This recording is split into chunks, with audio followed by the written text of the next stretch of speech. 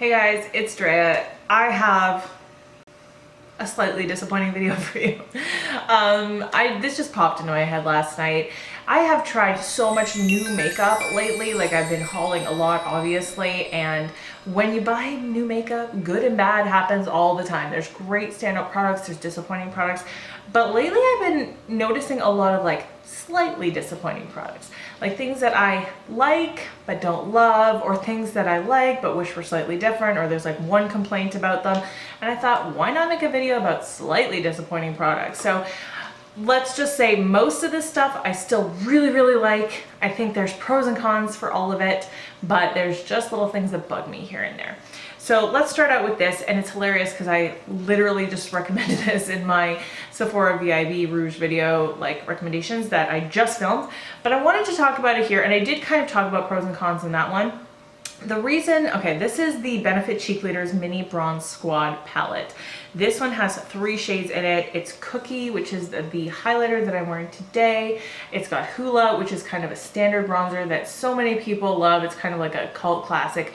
And it's got Gold Rush. So I purchased this knowing that I was probably mainly only gonna get use out of Cookie, and I'm thrilled with Cookie. I think it's beautiful. I mean, look at my cheeks today. They look stunning. I mean, is it okay to say you look stunning? My cheeks look stunning. Anyways, I think it's gorgeous, this highlighter. It's everything I wanted it to be. It's intense, it's glowy, it's gorgeous. But Gold Rush is so disappointing to me. It's just this like neutral, almost doesn't show up, slightly shimmery, but not enough to be a highlight blush. Now, I think it might work on the fairest of the fair, like on somebody with really fair skin. Gold Rush would probably be a nice blush, but for the majority of the population who aren't like very porcelain skin, especially deeper skin tones, it's not going to show up. And I also don't think it really works with this highlighter. The highlighter in the other palette is called Tickled, I think, and it's a little bit less intense than this, and I think it would have worked a lot better with Gold Rush for those skin tones. But this highlighter in particular, I think is going to look so good on people with medium or deeper skin tones that it doesn't make sense to pair it with Gold Rush, which is this blush that barely shows up on that type of skin. So I love the highlighter. Hula is also a product that I think is really good and I've used for many years, but Gold Rush is just disappointing to me, and that makes this palette just slightly disappointing. I'm still happy I have it, still happy I purchased it, would still totally recommend that highlight, but I'm just slightly disappointed in the palette overall. Okay, this next palette I was super excited to get because I can't get this here in Canada without ordering it online. And when I was in Ulta in the States, I saw these and I picked this up. So this is the Morphe Jaclyn Hill Bling Boss palette. I only bought one of them, and that's the one with the purple shade in it. And I've used this a few times. I've probably used this about 5 times or so since I purchased it. But the one consistent thing that I've noticed every time I use this is when I go to use these kind of deeper shades, like this shade here, which is Rockstar. Yeah, Rockstar and Mystic in particular, this one. I feel like they really blend away. They require a lot of building up. Like they kind of show up when you first put them on. I think you can tell they're not the most pigmented eyeshadows in the world. They do require building up when you first put them on, but then when I go in and I blend, I feel like I always have to re-add the pigment back with those colors. I really like a few of these shades. Like I think Gem is gorgeous. It's so pretty. I used it all over the lid the very first time I used this palette, and I was actually really impressed with it. I think it's a gorgeous purple. Kind of slightly disappointed with those deeper shades that I'm gonna probably want to use in most of the eye looks I use this for, because it is kind of the outer V deepening up shade, and they just require so much work. I was also kind of disappointed with this shade Bling Bling right here, because this is the kind of color that I would definitely want to put in my inner corner or all over the lid, and it just doesn't apply on the lid quite as nicely as it does in a swatch.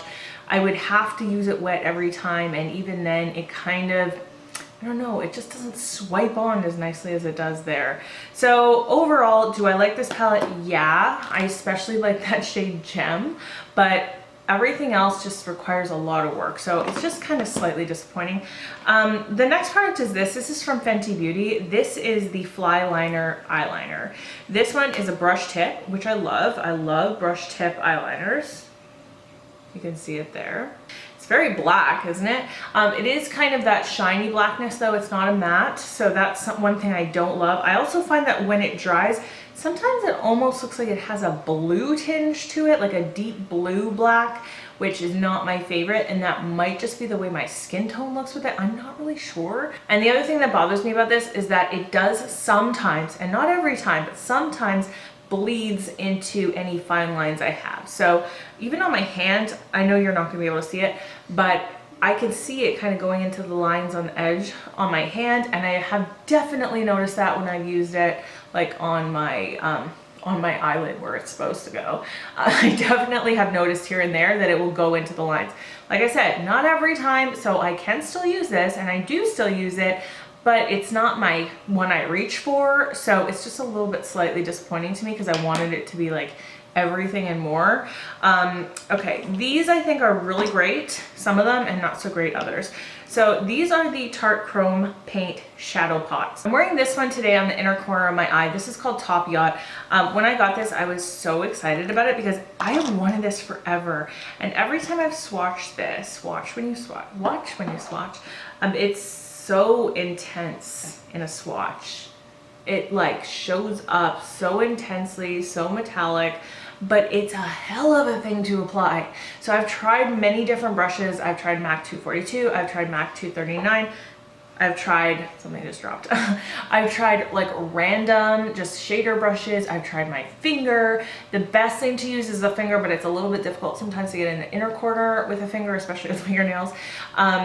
It never applies to the eye the way it does in a swatch. Even today, like you can tell, it's pretty and all, but it's not as glowy and metallic on the eye as it is in a swatch. That being said, that's just one shade. That is, like I still wear it, it's still pretty, but it's slightly disappointing because it's not everything I wanted it to be. I do have the shade as well, Faux, which is amazing. So I don't want to like dog all the colors in this range.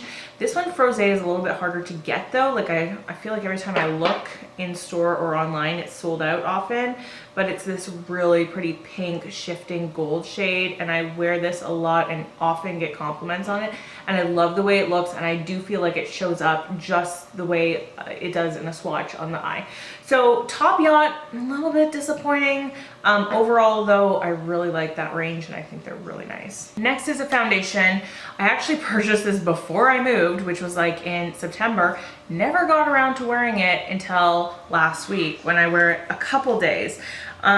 This is the Covergirl True Blend Matte Made Foundation. I was thinking about doing an all-day wear test with this, but I don't want to because I can't wear this to work again. So this, it has a pump. This is in the shade Golden Ivory, you know, drugstore foundation. Most of us, I think, start out with drugstore foundations in high school when we first dip our toe into makeup. I think I started out with Covergirl foundation.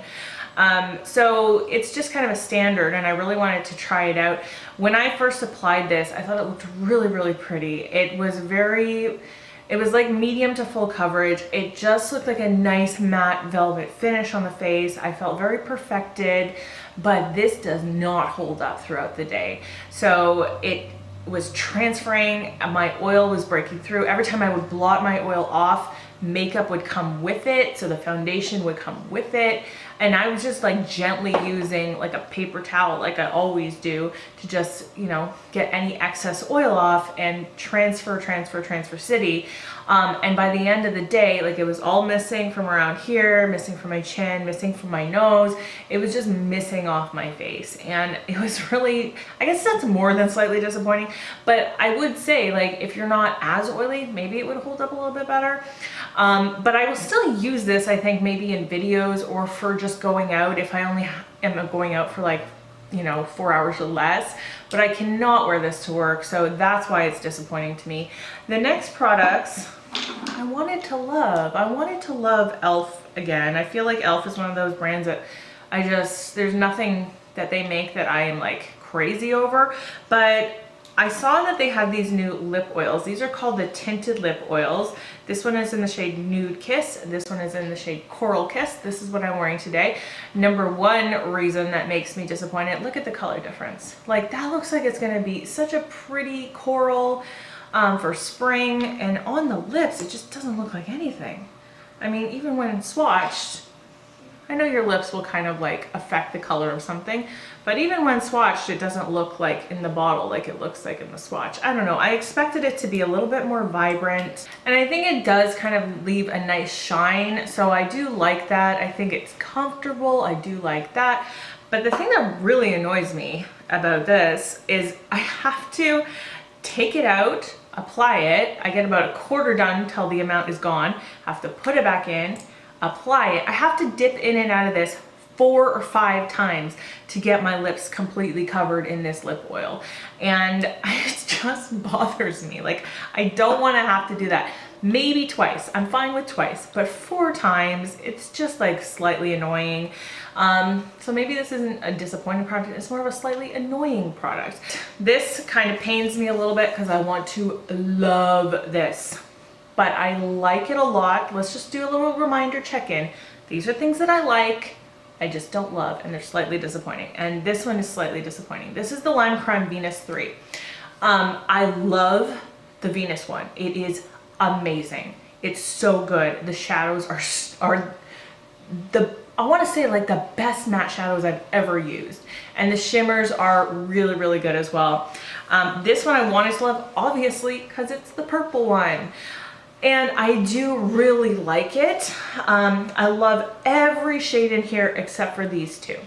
This is such a beautiful matte, like mid-tone, corally, crease shade. This one here, Dreamy, is such a beautiful pink, like muted pink crease shade. It's so pretty.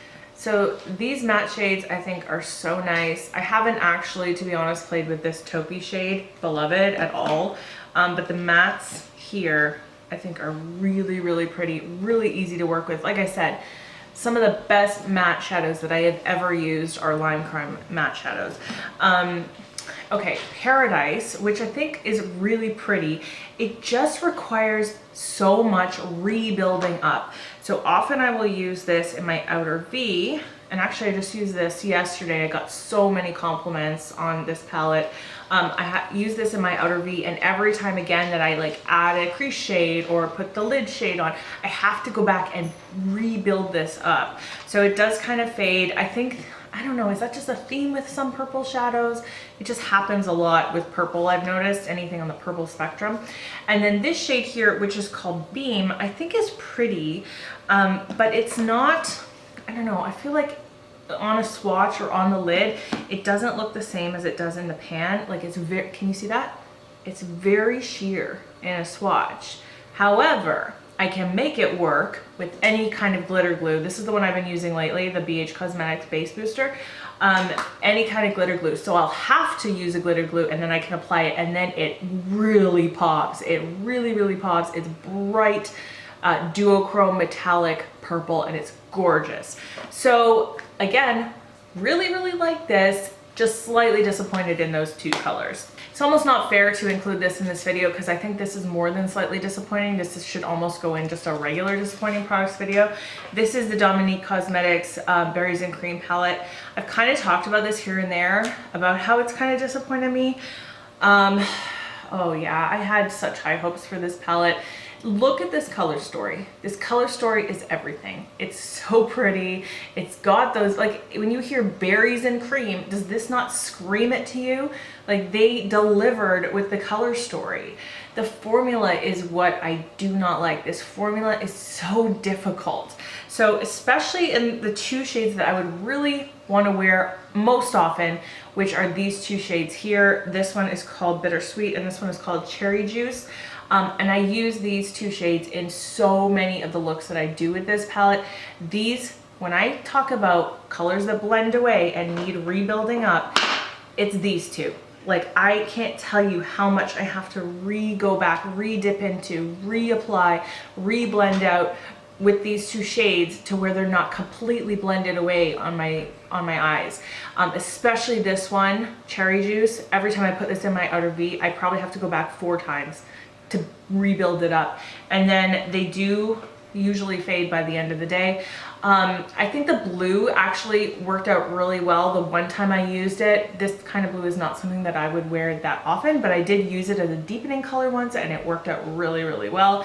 I also don't love the shimmers. I think all of the shimmers, Cranberry, Warm Pie, Honey Dipped, and Sugar Cookie, I've used all of them and they look so pretty swatched, but they're so powdery. So I'll swatch them for you. They're so powdery. They're not like that really pretty shimmer formula I would want to put all over my eye, even a metallic formula. When I apply these, the fallout is intense. The fallout is epic with these. But more so than that, like I want to use this shade Sugar Cookie so bad all over my lid, but it doesn't show up like that. It's just so powdery and not metallic, not shimmery at all. It just looks like powder with shimmer in it. I'm just really intensely disappointed in this palette and I don't recommend it. So that's it for this video today. I hope that you found it really helpful. I love doing kind of roundup videos of little reviews.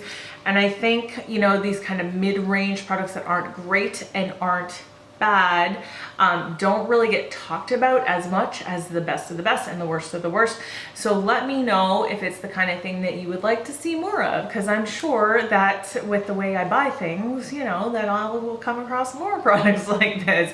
It's just the way of the game. When you try so much stuff, you have good and you have bad and you have middle stuff, middle range stuff. So I hope that you found this helpful. Thank you so much for watching. If you're new here, please subscribe and I hope you're having a great day. I will see you in my next video. Bye guys.